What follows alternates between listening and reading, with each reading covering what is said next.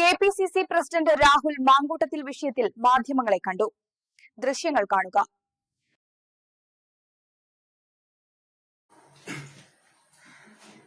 രാഹുൽ മാങ്കൂട്ടത്തിൽ MLA-ക്കെതിരെ ഉയർന്നു വന്ന ആക്ഷേപങ്ങളെ കോൺഗ്രസ് പാർട്ടി ഗൗരവത്തിൽ കാണുന്നു. വാർത്തകൾ വന്നപ്പോൾ തന്നെ പരാതികൾക്കും കേസുകൾക്കുമായിട്ട് കാത്തു നിൽക്കാതെ രാഹുൽ മാങ്കൂട്ടത്തിൽ അദ്ദേഹത്തിന്റെ പാർട്ടി ഭാരവാഹിത്വം കോൺഗ്രസിന്റെ സംസ്ഥാന പ്രസിഡന്റ് എന്ന അദ്ദേഹത്തിന്റെ കോൺഗ്രസ് പാർട്ടിയിലെ പദവി അദ്ദേഹം രാജിവെച്ച് മാതൃക തന്നെയാണ് കാണിച്ചിട്ടുള്ളത്.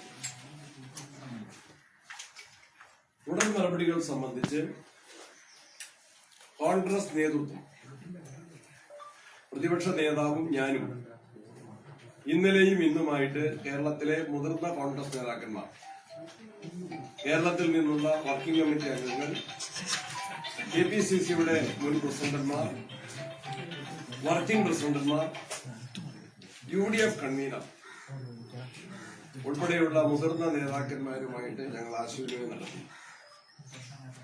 ഞങ്ങൾക്ക് ഇതുവരെയും പാർട്ടിക്കോ അല്ലെങ്കിൽ നിയമപരമായോ പരാതികൾ ലഭിച്ചിട്ടില്ല. എവിടെയും കേസ് രജിസ്റ്റർ ചെയ്തിട്ടില്ല.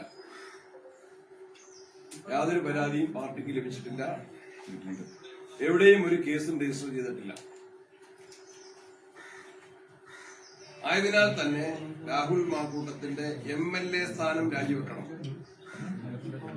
എന്ന് ആരെങ്കിലും ആവശ്യപ്പെടുന്നത്, ഞങ്ങളുടെ രാഷ്ട്രീയ എതിരാളികൾ പ്രത്യേകമായി ആവശ്യപ്പെടുന്നതിന് യാതൊരു ന്യായീകരണവും യുക്തിയുമില്ല. അവർക്ക് അത്തരത്തിൽ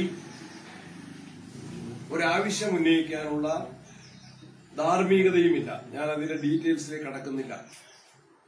അങ്ങനെ ഒരു പാരമ്പര്യവും അങ്ങനെ ഒരു പ്രസിഡന്റ് കേരള രാഷ്ട്രീയത്തിലില്ല.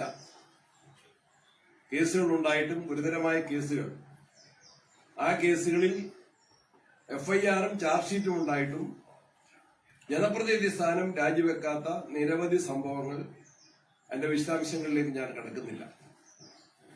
എങ്കിലും കോൺഗ്രസ് പാർട്ടി സ്ത്രീകളുടെ ആത്മാഭിമാനവും മാന്യതയും സുരക്ഷിതത്വവും അങ്ങേയറ്റം സംരക്ഷിക്കപ്പെടണം എന്ന് വിശ്വസിക്കുന്ന രാഷ്ട്രീയ പ്രസ്ഥാനമാണ് ഇന്ത്യൻ നാഷണൽ കോൺഗ്രസ്.